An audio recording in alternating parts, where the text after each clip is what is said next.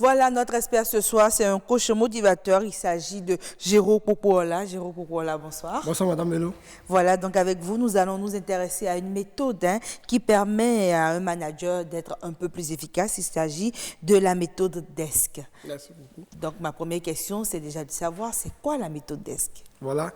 Déjà, nous allons développer naturellement cette définition-là.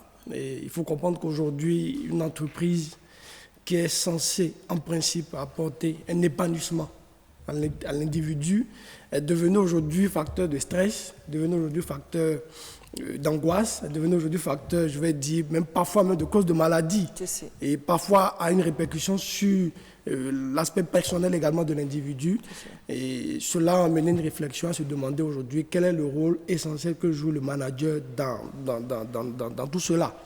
Et il est naturel, parfois je dirais, lorsqu'on travaille dans une entreprise et qu'on a parfois des écarts entre ce qui est attendu de nous et ce qui est demandé, et parfois peut-être des écarts de comportement que le responsable ou le manager de l'entreprise cherche à prendre les taureaux par les cornes. Et parfois, vous savez, l'être humain, étant émotif, peut parfois, dans cet état d'émotion, dire des choses que parfois peut-être il regrette et qui forcément ne vont pas dans son intention première, mais qui ont un impact quand même négatif sur l'employé, qui, plutôt que de l'emmener à s'améliorer, à produire des résultats, et il empiète beaucoup plus sur ce qu'il fait. Et il est contre-performant. Voilà, il est contre-performant. Et d'où la méthode DESC que je vais partager ce soir avec les téléspectateurs, qui non seulement est utile dans le cadre de l'entreprise, mais croyez-moi, est beaucoup utile dans beaucoup d'autres domaines de la vie. Que ce soit la vie au quotidien. Au quotidien, que ce soit avec son conjoint, que ce soit avec les parents, que ce soit même avec un client. C'est une méthode que vous allez voir tout à l'heure. Et qui marche à, je dirais, à 99% quand même. Vous l'avez vous-même pratiqué? Je l'expérimente tous les jours. D'accord. C'est carrément pour moi, je vais dire, une autre manière de vivre. D'accord. Alors, selon ce qu'on s'est dit dans les coulisses, DESC, c'est tout un lot. Oui, voilà, c'est un sigle. Voilà, c'est un sigle. Déjà, D, pour commencer, déjà, c'est décrire son ressenti. Lorsque souvent vous voyez quelque chose se passe, tout de suite... Bon, il faudrait déjà constituer le contexte. Voilà, c'est le manager qui veut décrire son ressenti. Prenons le cas du manager. D'accord. Il y a un collaborateur peut-être qui a... Vous partez peut-être en mission, et là, vous arrivez là-bas, et sur place, et vous expliquez qu'il n'a pas fini le travail qu'il devait faire avant de partir rencontrer les partenaires. Naturellement, vous êtes de rage et tout ça, et vous créez un scandale, pourquoi pas parfois même devant... Ça arrive vers l'entreprise, devant les clients, et puis voilà, vous vous emportez, vous lui dites toutes sortes de grossièretés. Et vous, 1 à 2 heures après, vous remarquez peut-être que vous êtes allé un peu trop loin. Pourquoi? Tout simplement parce que c'est quelque chose de naturel. Et moi, je fais la part des choses entre ce qu'il y a de naturel et ce qu'il y a de normal. D'accord. C'est naturel, mais ce n'est pas normal. D'accord. Voilà. Pourquoi? Parce que un manager est censé être un leader, quelqu'un qui inspire et qui montre l'exemple à l'autre. Oui. Ça signifie quoi? Dans ce genre de cas, il faut déjà prendre sur soi et vraiment prendre sur soi dans le sens où je mets vraiment la balle à terre. Ce qu'il faut éviter surtout de faire, et que la plupart du temps, les managers négligent de faire, c'est de réagir automatiquement. D'accord. C'est 90% du temps destructeur. C'est pas la bonne réaction. Non, c'est pas la bonne réaction. Que ce soit avec un conjoint ou peu importe. Non, là, on est avec le manager. Oui. On est dans le management. Prenez le temps de vraiment garder le sang-froid et de chercher à prendre à l'écart ce collaborateur-là. D'accord. Ne pas vraiment vous laisser aller, pas vos émotions. Et le livrer en pâture. Devant tout le monde et lui dire, voilà, je l'ai bien fait ça, ou bien je l'ai craché quand même ce qu'il avait sur mon cœur. Parfois on dit même, ça me libère. Voilà, je l'ai dit ça m'a libéré. Mais bon, qu'on le veut pas, c'est libérateur. C'est libérateur pour vous, mais le venin parce que c'est l'autre. D'accord. Et il va revenir demain avec tout cela sur lui, ça va être contre-performant. Donc vraiment prendre la balle à terre, prendre vraiment un temps de repos s'il le faut, faire des exercices de respiration. Expirer, quelques temps afin de pouvoir vraiment se calmer. Et je recommande même parfois, pourquoi pas, d'attendre peut-être 1 heure. Ça permet vraiment la tension de vraiment baisser et ça vous permet de voir les choses sous un autre angle. C'est-à-dire le même truc que vous voyez tellement dramatique, le fait de vous calmer 1 heure après, ça fait que vous voyez les choses autrement et vous prenez ce collaborateur-là pas à pas, peut-être dans votre bureau seul à seul, où maintenant vous décrivez les faits, le D. Décrit les faits, c'est-à-dire j'explique. Voilà telle chose, tel comportement que j'ai observé. C'est tout. D'accord. Je ne dis pas tout de suite, tu es ci, tu es ça, tu n'es pas ci, tu n'as pas fait ceci, non. C'est le fait qui est décrit. Voilà, les faits qu'on décrit. Surtout utiliser le je. C'est un indicateur personnel pour savoir si on fait ce qu'il faut. Parce que plus on va dans le tu, le vous, plus on est accusateur. Mais plus on est dans le je, c'est-à-dire je remarque que, je fais le constat que, je vois que, j'observe que, ça montre vraiment que vous utilisez cette méthode-là. D'accord, donc pour décrire, il faut utiliser le je. Le je. Ensuite, il faut maintenant s'exprimer un peu ce que l'on ressent. Exprimer son ressenti. J'observe que depuis un certain nombre de temps, tu viens en retard. Quand tu le fais, j'ai l'impression que le travail, tu n'as pas tellement une importance au travail. Ou je me sens comme du fait que tu me voles. Je me sens. Pas, tu es un voleur, tu me voles mon temps, non. J'ai l'impression que tu ne me donnes pas du respect à moi quand tu fais ça. Je m'exprime simplement, mais sans vraiment hausser les tons, sans vraiment crier. Je dis ce que je ressens. Après avoir dit ce que je ressens, on passe maintenant à l'autre étape qui est, j'explique maintenant concrètement quel est l'inconvénient de ce qui est fait. C'est-à-dire, voilà ce que je ressens, et si ça continue comme ça, j'ai l'impression que voilà là où on va en arriver. Et je ne voudrais pas ça pour la relation. Je ne voudrais pas qu'on en arrive, là. Vous voyez, ça emmène l'individu à être beaucoup plus réceptif. Parce que souvent, quand on vient, qu'on vous agresse, on vous accuse, on est sur la défensive. Et on parle en fait, mais on n'écoute pas ce que l'on dit. Parfois, on se sent traqué. On réfléchit déjà à ce qu'on va dire, à quel argument on va trouver, à quelle excuse. Ou même si on ne le dit pas, on se dit à l'intérieur de soi, mais bon, il est comme ça, hein, d'après tout. Bon, il faut le laisser, ça va lui passer.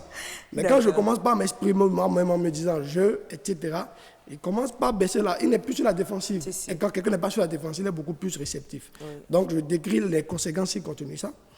Ensuite, je lui signifie mes attentes après. D'accord. Et c'est là la conclusion, le C? Non, on est toujours dans le S. Là, c'est le S, oui. Spécifier ses attentes. Qu'est-ce que j'attends de toi, concrètement? Voilà ce que j'attends de toi. Je voudrais que prochainement, dans telle situation, tu réagisses de telle manière. Quand on a des dossiers à envoyer auprès des partenaires, je voudrais que tu puisses relire ton mail peut-être 2 ou 3 fois pour être sûr que tu envoies le mail à la bonne personne, à la bonne date, etc. etc. Là, ça amène la personne à savoir exactement ce qu'on attend de lui. Parce que il est quand même facile de dire, tu viens en retard, tu fais ceci, tu ne fais pas cela, etc. Tu n'es pas efficace, ton rapport n'est jamais bon. Mais finalement, qu'est-ce qu'on attend de lui? On ne lui dit jamais ça. Donc je spécifie mes attentes auprès de lui. Et quand je finis maintenant, on passe au C, qui est la conclusion. On va se mettre d'accord pour se dire maintenant que tu connais mes attentes, comment est-ce qu'on va faire maintenant pour y arriver? Là, j'ai fini de parler, il prend la parole, et vous allez voir, quand vous utilisez une telle méthode, la personne est beaucoup plus, je vais dire, collaboratrice, entre guillemets, dans le fait du changement. Parce que lui-même vous propose et vous suggère, d'abord il accepte. Ce que vous dites, il vous dit c'est vrai. 90% testez-le, vous allez le voir. Il va vous dire c'est vrai. Ensuite, il va vous dire je présente mes excuses, etc. Et vous, maintenant, vous proposez lui-même ces solutions. L'avantage avec ça, cette méthode, c'est que le fait de ne pas l'agresser l'emmène vraiment, guillemets, à se culpabiliser lui. Et à être vraiment une solution au problème, entre guillemets, ou au défi que vous exprimez. Voilà. Et ça permet finalement de pouvoir emmener cette ambiance-là et également être un modèle parce que ça inspire la personne. La personne a beaucoup plus d'estime pour vous, le manager. La personne a beaucoup plus confiance en vous. La personne sent qu'il y a une partie, je vais dire, humanité en vous, pas seulement le volet... Une part d'humanité. Pas seulement le volet compétences, talent, performance, etc., des résultats, mais le volet également humain qui est que je sais me mettre à la place de l'autre, je sais le comprendre, je sais également... Parfois même, entre guillemets, excuser parfois même ses attitudes parce que j'ai exprimé un peu ce qu'il ressent. Il faut aller même parfois, pourquoi ne pas dire, parfois même aller jusqu'à dire, ça m'est arrivé parfois aussi de le faire. C'est-à-dire le manager se met à la place de l'autre quand il exprime. Par le passé, j'ai eu à le faire aussi. Donner des exemples pour que l'autre également ne se sente pas, entre guillemets, anormal à ce point-là. Vous pouvez dire, peut-être il y a 10 ans également, je l'ai fait, je te comprends. Mais si tu continues, voilà ce qui risque d'arriver, je ne veux pas ça, d'où. Voilà ce que je propose prochainement. Ou qu'est-ce que tu proposes par rapport à ça? D'accord, mais moi déjà, ce que je voudrais comprendre, c'est en quoi cette méthode est si efficace pour un meilleur management? Voilà, merci beaucoup. Cette méthode est efficace sur plusieurs aspects. Le premier aspect, c'est déjà au point de vue de l'impact que le manager a sur son collaborateur, dans le sens où il ne le brime pas, et il sait taper du poing sur la table, entre guillemets, mais sans pour autant détruire la table. Parce que l'individu... Ah oui, j'aime bien l'expression. Oui, l'individu qui est en face de vous est un être émotionnel qui, lorsqu'il reçoit un message, il a en lui un certain ressenti. Quand son ressenti est vraiment positif, il y a un changement. Quand le ressenti est négatif, il n'y a pas un changement. Il sort de la rencontre sans avoir vraiment rien retenu. Finalement, je dis, bon, je vais le foutre dehors parce que pour moi, c'est peut-être la meilleure solution. Ça fait 5 ans que je parle. J'ai fait venir, on l'a envoyé en formation, mais il n'évolue pas, il ne change pas. Tout simplement parce qu'on n'a pas eu la bonne attitude. Deuxième aspect également positif, c'est l'image qu'on renvoie. C'est-à-dire, aujourd'hui, on parle beaucoup plus de leadership en milieu professionnel. C'est-à-dire, un manager est censé être un leader. Quelqu'un qui développe du charisme, quelqu'un qui développe l'exemple, quelqu'un qui est un modèle, qui inspire, qui apporte les autres vraiment à produire le résultat. Et plutôt que d'être celui qui est tout le temps derrière ses collaborateurs, être cette personne-là qui parfois même oriente et conseille. Parce que quand vous utilisez telle méthode, ça vous amène peut-être, lorsque l'autre il s'exprime, à comprendre peut-être qu'il a des défis à la maison. Vous ne savez pas.